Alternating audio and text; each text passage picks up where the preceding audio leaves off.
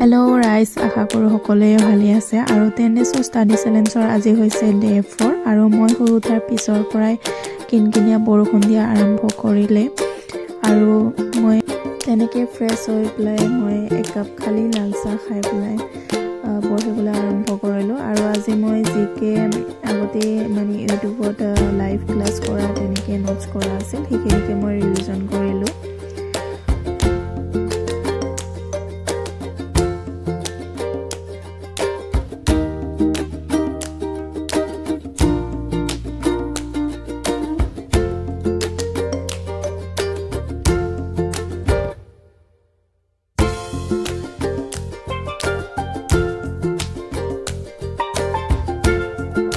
পঢ়ি থকাৰ মাজতে তেনেকৈ মই এবাৰ উঠি গৈ চালোঁ। যোৱাকালি এডাল মই ফুলৰ পুলি আনিছিলোঁ আৰু ফুলৰ পুলিডালৰ নামটো যদি জানে আপোনালোকে জনাবচোন। আৰু এই ডালিয়া পাহ যে ফুলিব আৰু কোৰ দিছে 2 দিনতে আপোনালোকক দেখুৱাম। আৰু মোৰ চৰ্দি লাগি আছে, গা বেয়া, সেইকাৰণে অলপ ভাত খাই মই চৰ্দি টেবলেট এটা খালোঁ। খাই এইখিনি মই নোটছ লিখিলোঁ। তাৰপিছত ইমানেই টোপনি ধৰিছে বোলো ভিডিঅ'টো এডিট কৰি